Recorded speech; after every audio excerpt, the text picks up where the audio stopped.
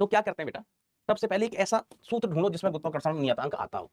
ऐसा सूत्र ढूंढो जिसमें गुरुत्वाकर्षण नियतांक आता हो। ओ माय गॉड, हमको तो कोई सूत्र याद नहीं आ रहा है। गुरुत्वाकर्षण नियतांक सर, गुरुत्वाकर्षण ये होता है ना, बल बराबर एम जी, एम इंटू जी। हमने कहा जी क्या है सर, जी है गुरुत्वाकर्षण नियतांक। हमने कहा पगले, ओ पगले, जी गुरुत्वाकर्षण नियतांक नहीं है, जी गुरुत्वाकर्षण नियतांक नहीं है, जी है गुरुत्वीय त्वरण, गुरुत्वीय त्वरण। गुरुत्वाकर्षण नियतांक होता है बड़ा वाला जी, बड़का जी, बड़का जी होता है ना। अगर किसी को ये नहीं पता है बेटा, तो जब हम ग्रेविटेशन चैप्टर पढ़ रहे होंगे, कौन सा, ग्रेविटेशन, तो उसमें हमें ये फिर पता चल जाएगा इस सूत्र में।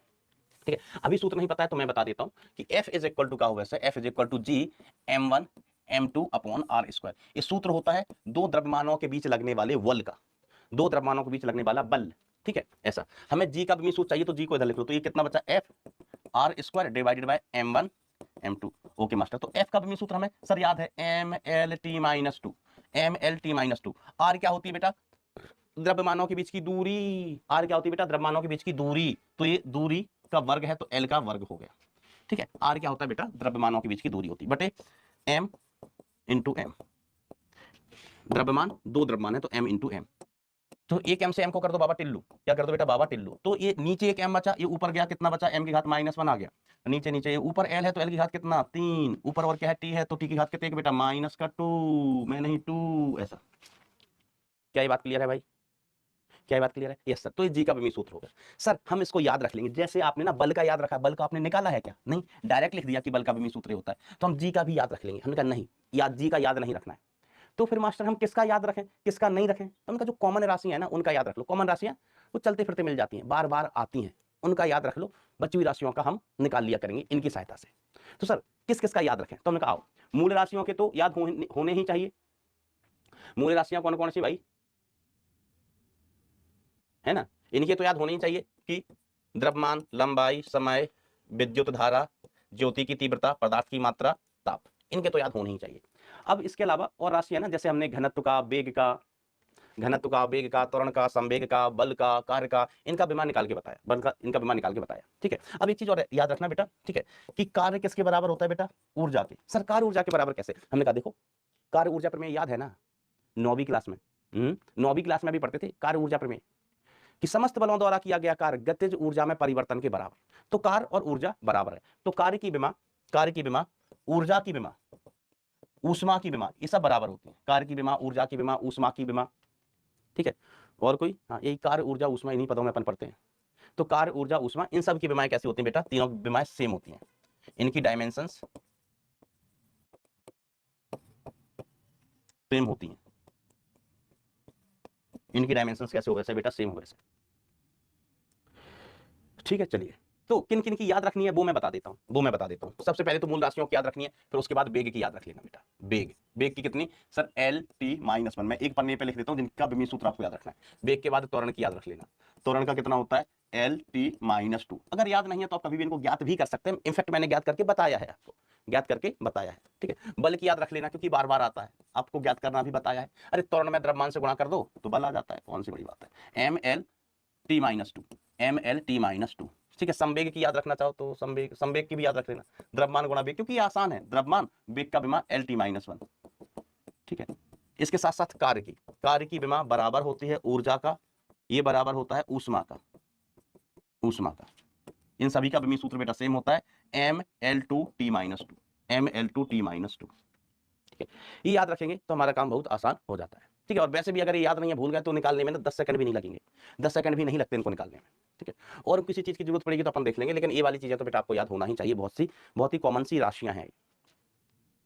ठीक है, बहुत कॉमन सी राशियां हैं, बरोबर। चलो अब विमाओं के नियम बेटा, विमाओं के नियम क्या कहते हैं कि दो या अधिक राशियों को तभी जोड़ा या घटाया जा सकता है जब उनकी विमाएं समान हो। ठीक है, दो राशियों को हम जोड़ रहे हैं, घटा रहे हैं, तो उनकी विमाएं बेटा समान होनी चाहिए, तभी अपन उनको जोड़े घटा सकते हैं, अदरवाइज हम जोड़े घटा नहीं सकते हैं। यस, टॉर्क की भी सेम होंगी, हम आएंगे उस पर।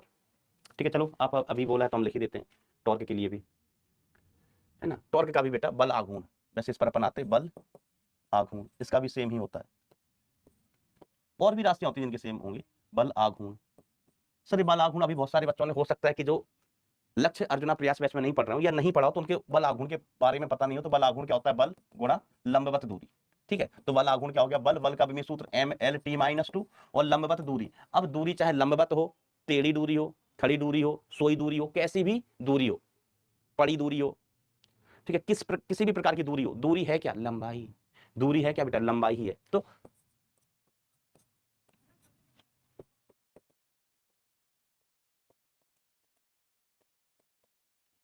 ठीक है, बराबर ही होता है फिलहाल।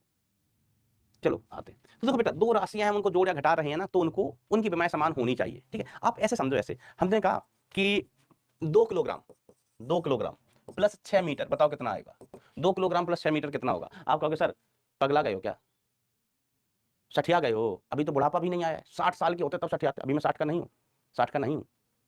कभी है किलोग्राम मीटर कैसे जोड़ दोगे, किलोग्राम में मीटर कैसे जोड़ दोगे, 6 मीटर 2 किलोग्राम, किलोग्राम में जोड़ना है तो किलोग्राम जोड़ो, इधर करो कि 2 किलोग्राम प्लस 6 किलोग्राम, हम कह सकते हैं 8 किलोग्राम, 8 किलोग्राम।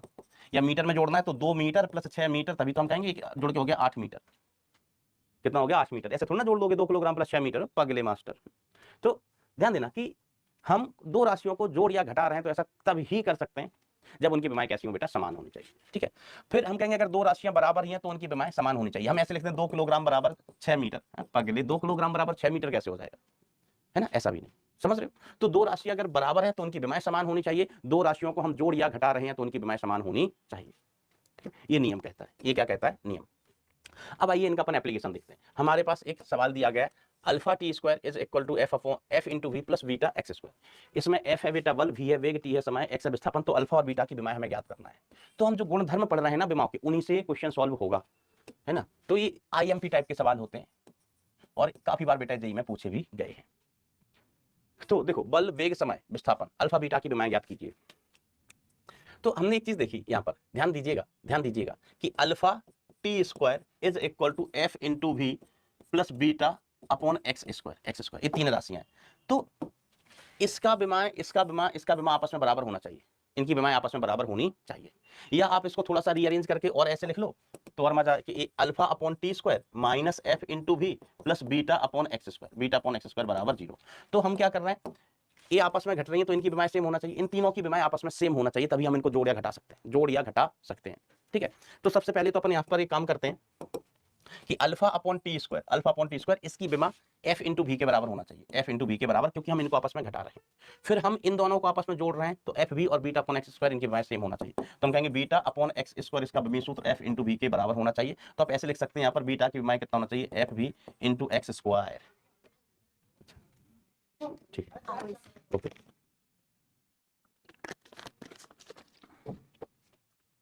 और इधर अल्फा के लिए अपन क्या लिख लेते हैं, F into V into T square, F into V into T square. अब बस फटाफट निकाल लो, तो एफ का विमीय सूत्र जानते हो, एम एल टी माइनस 2, इसलिए मैंने बोला था इनको याद रख लोगे तो अपना समय बचेगा। वेग का एल टी माइनस 1, टी क्या है बेटा, समय है, टी माइनस 1। तो अल्फा का विमीय सूत्र कितना हो गया, एम एम एल स्क्वायर और टी की घात -4, टी की घात बेटा माइनस का 4, ठीक है, ये -1। क्यों, कौन बोल रहे हो, सुबह सुबह फोन कर रहे हो मुझे, Who the hell are you? आप पागलू। चलिए बीटा के लिए लिख लो, M L T minus 2, beta, beta तो बीटा हो वैसे रे, एम आई आई चेन्ना, एल एल दो ही एल है, दो ही एल था, इधर एल की घात 4, एल की घात 4 और टी की घात -3, इधर टी स्क्वायर था ना बेटा, आई एम सो सॉरी, इसका स्क्वायर आएगा बेटा, टी का स्क्वायर था ना, तो टी का स्क्वायर होने के बाद -2 -1 माइनस का 5 आएगा। कैलकुलेशन देखते चलना है ना, मेरे से कहीं प्लस माइनस हो जाए तो आपको साथ देना पड़ेगा कैलकुलेशन में, ऐसे नहीं चलेगा। टी की घात -3, टी की घात कितना बेटा, -3। तो इस तरीके से एप्लीकेशन हो जाएगा। क्लियर है बात, क्लियर है, okay okay, good, very good, very good. Wrong question हम चेक कर रहे थे बेटा, तुम ध्यान दे रहे हो कि नहीं दे रहे हो, तुम ध्यान दे रहे हो नहीं दे रहे हो, हम चेक कर रहे थे। अगला सवाल देखिए, अगला सवाल ये भी बहुत कॉमन सा सवाल है कि P minus A upon V square,